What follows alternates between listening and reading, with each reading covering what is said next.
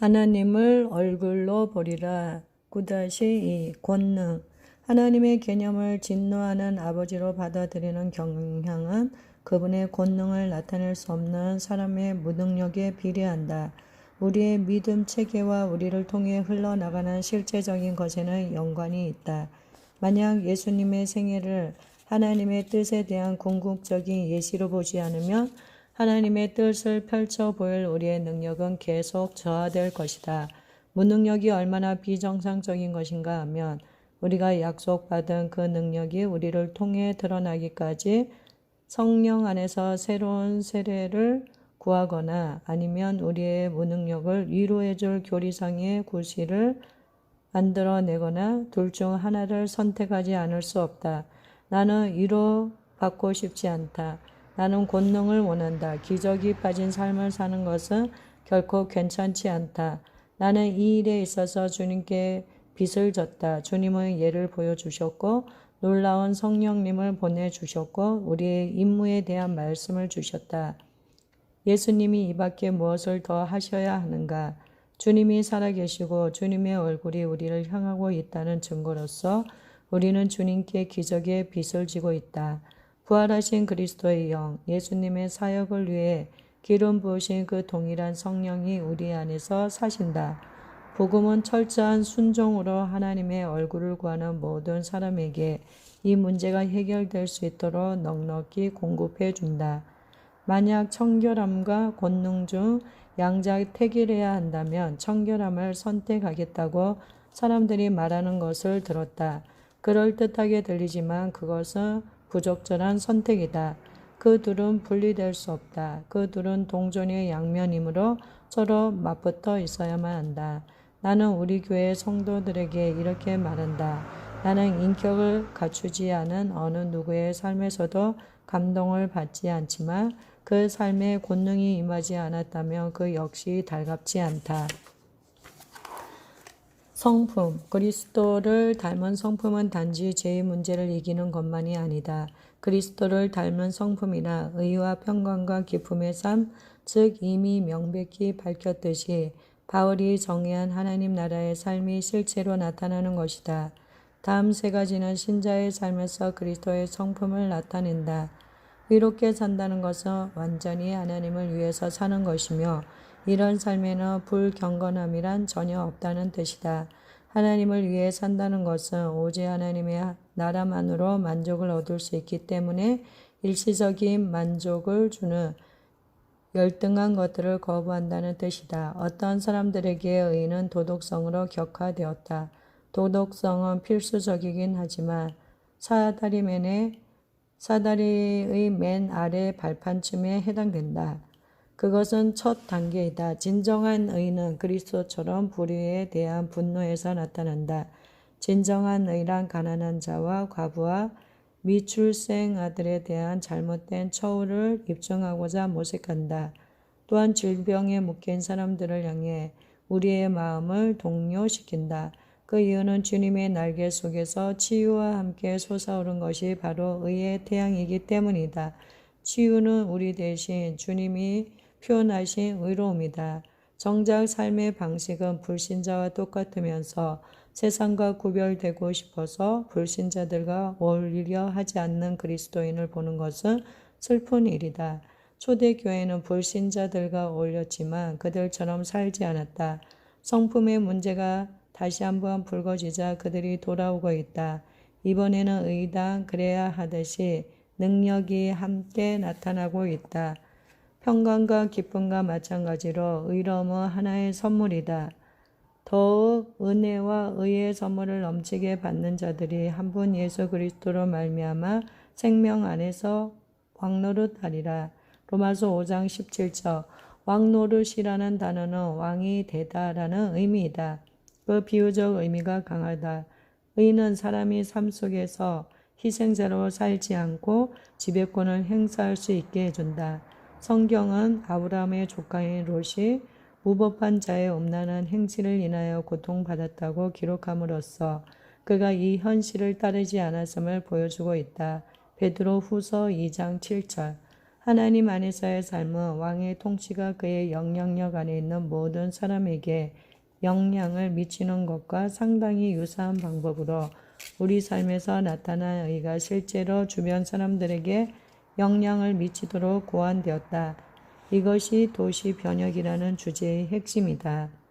평강은 소음, 갈등, 전쟁 등이 없는 상태 그 이상이다. 평강이란 하나님의 통치와 충돌하는 모든 것에 군사적 권세를 행사하는 하나님의 임재이다. 우리가 하나님의 질서와 평정을 누리는 동안 흑암의 세력은 하나님의 압도적인 웅장함에 의해 파괴된다. 그것은 우리에게는 안식의 삶이요 흑암의 세력에게는 공포의 삶이다. 바로 이런 이유로 성경은 평강의 하나님께서 속히 사단을 너희 발 아래서 상하게 하시리라고 선언했다. 그분의 평강이 우리에게 임하면 우리의 적은 파괴된다. 염려와 두려움이 엄습할 때 우리는 평강의 자리로 돌아가야만 한다. 그것은 그리스도 안에서 우리가 받은 당연한 기업이며 우리가 거할 장소이다. 이런 천국의 속성은 이미 승리가 성취되었다는 증거이다. 바로 이러한 특성이 사단을 그처럼 좌절시킨다. 우리가 사단을 두려워하지 않는 것은 우리 안에 거하는 평강이 우리 영혼의 적을 오히려 두렵게 하기 때문이다. 기쁨은 믿는 자의 것이다. 앞장에서도 언급했듯이 눈물이 회개인 것처럼 기쁨은 구원이다. 그것은 지속적인 믿음의 가장 본질적인 표출 중 하나이다. 냉엄함과 가혹함이 과대평가되고 있다. 어떤 불신자라도 그렇게 할 수 있다. 예수님은 당신을 더 잘 알지 못하고 거절했던 사람들에게만 이렇게 하셨다. 그들은 예수님을 술주정뱅이의 탐식가라 불렀는데 그것은 단지 주정뱅이와 탐식가들이 예수님의 사랑과 용납하심을 경험했기 때문이었다. 믿음이란 하나님이 나를 받아주셨다고 믿는 것이고 어떠한 권세나 권위도 그것을 빼앗을 수 없다. 만약 기쁨이 없다면 날로 자라나는 기쁨을 얻는 과정에 참여할 수 있는 한 가지 방법이 있다. 즉 기뻐하기를 배우라. 기뻐하겠다는 선택은 믿는 마음에서 우러나오기 때문에 환경에 좌우될 수 없다. 기뻐하겠다는 선택은 무슨 일이 일어나는지에 상관없이 하나님과 하나님의 말씀에 대한 신뢰로만 접근할 수 있을 하나님 세계의 실상을 받아들인다. 기뻐하면 기쁨이 생긴다. 그러나 기쁨과 관련한 가장 위대한 비밀은 우리를 향한 하나님의 기쁨을 발견하는 것에 있다. 성경은 우리에게 여호와를 기뻐하는 것이 너희의 힘이라고 말한다. 느헤미야 8장 10절 하나님에게는 기쁨이 있다. 그리고 우리에게 향하신 하나님의 기쁨이 우리를 강하게 한다. 그 진리가 우리를 그 무엇보다 자유케 한다. 기뻐하라. 그분이 우리를 기뻐하시기에. 지혜. 예수님은 만국의 보배로 일컬어지신다. 열방을 제자 삼으라고 하신 그 이임령을 우리가 성공적으로 수행할 수 있도록 예수님은 우리 안에 살기로 선택하셨다. 이것은 우리 주변에 세상에 호소할 만한 잠재력을 제공한다. 그러나 우리 대부분이 현재 겪는 것과는 거리가 멀다. 죄인들은 예수님과 함께 있기를 좋아했지만 우리와 함께 있는 것은 거의 좋아하지 않는다. 왜 그런지를 알아내어 고치는 일은 우리에게 달렸다. 그 이유 중 일부는 우리 안에 사람들이 거의 하지 않는 질문에 답을 하며 아무도 찾지 않는 방향으로 나아가려는 아주 비현실적인 성향이 있기 때문이다. 그러나 불신자들에 의해 하나님의 백성들이 다시 존귀함을 받을 하나님의 때가 이르렀다. 예수님은 세상의 모든 문제에 대한 모든 해답을 갖고 계신다. 우리는 하나님 나라의 신비에 접근할 합법적인 권리를 갖고 있다.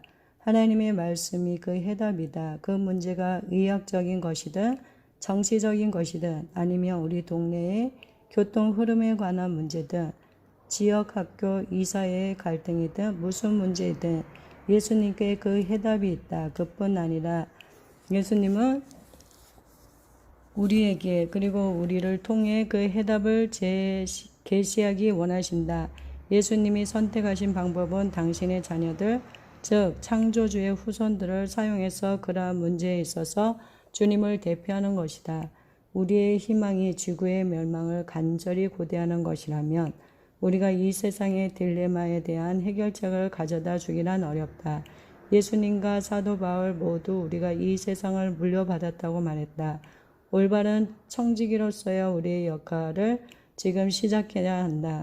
예수님이 재림하시기 전에는 결코 이 세상이 완벽해질 수 없다는 확신 때문에 이임영의 이 부분을 무시하기란 마치 가난한 이들이 언제나 우리와 함께하리라고 하신 예수님의 말씀 때문에 가난한 이들을 무시하는 것과 비슷하다.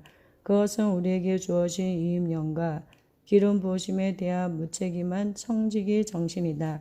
지혜는 하나님의 창조적 표현이다. 지혜는 만물을 창조하실 때 사용되었던 그 창의적 힘의 일부분이다. 지혜는 인류에 대한 특별한 기쁨을 지니며 본질상 축제의 성격을 띈다.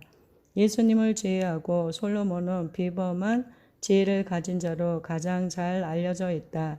사실 솔로몬의 지혜로 이스라엘은 역사상 최고의 전성기를 구가했다.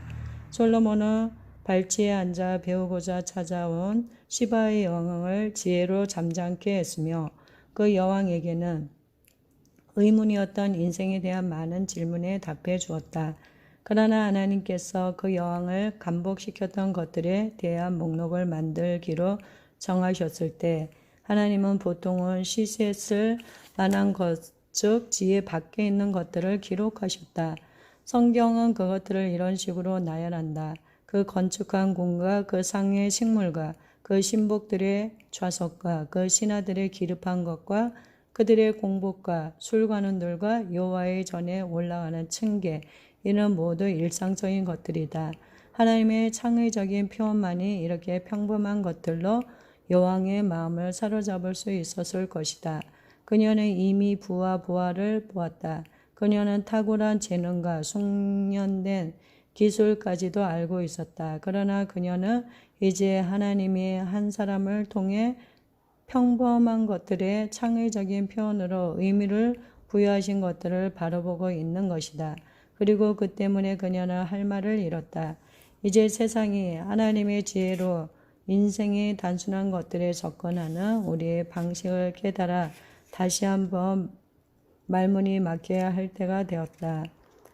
새로워진 마음, 불가능한 것이 타당해 보일 때 우리 마음이 새로워졌음을 알게 된다. 하나님의 나라를 가장 일관되게 드러내는 방법은 새로워진 마음을 통해서이다. 그것은 올바른 생각을 하는 것에 훨씬 지나는 그 어떤 것이다. 그것은 우리가 어떤 관점에서 어떻게 사고하느냐 하는 것이다. 제대로만 한다면 우리는 이 땅을 향해 천국에서 오는 합리적인 사고를 하게 된다.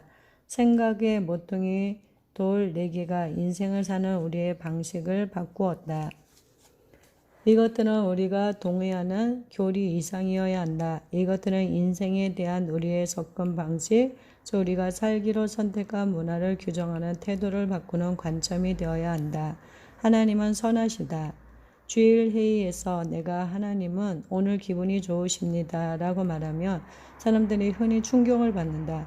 간단한 말이지만 아주 많은 사람들이 정말로 그렇다고 믿고 있지 않다. 그러나 하나님은 당신의 주권하에서 확고하시고 하나님의 아들의 신부를 기뻐하신다. 하나님은 아들의 신부가 얻을 것을 위해 대가를 치른 가치가 있다고 생각하신다. 설교단에서 성난 메시지를 전하는 사람들은 그저 하나님 아버지를 만날 필요가 있을 뿐이다. 하나님은 정말로 언제나 선하시다. 하나님은 우리가 생각하는 것보다 더 좋으시다. 그러니 이제 우리의 사고방식을 바꾸자. 불가능은 없다는 말은 인생에 대한 우리의 접근 방법을 규정하는 슬로건이 되었다.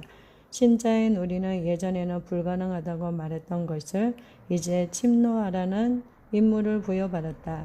기적이 불가능하다고 간주하기 때문에 기적을 추구하지 않으려 한다.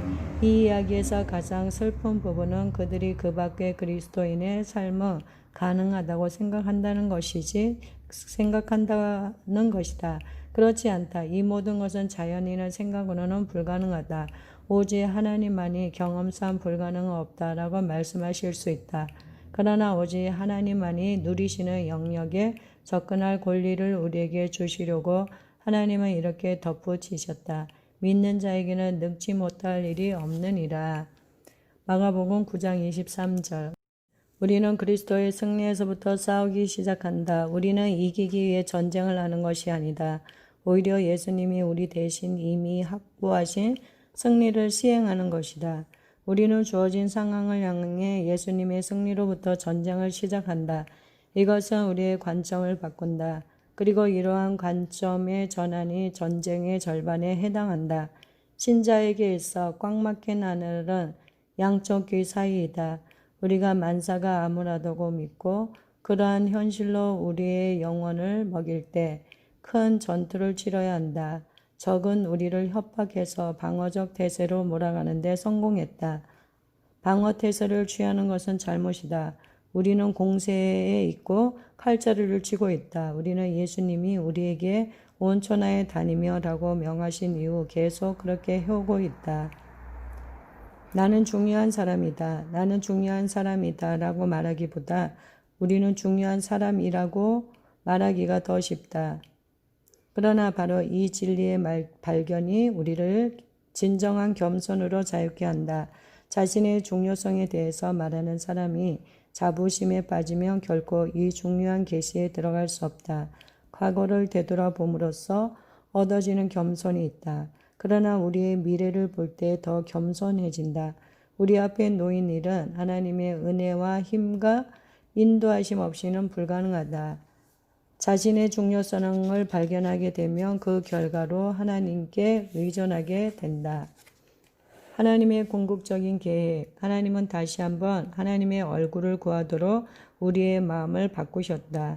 그리스도의 몸의 거의 모든 흐름 속에 기도 운동들이 연이어 일어나고 있다.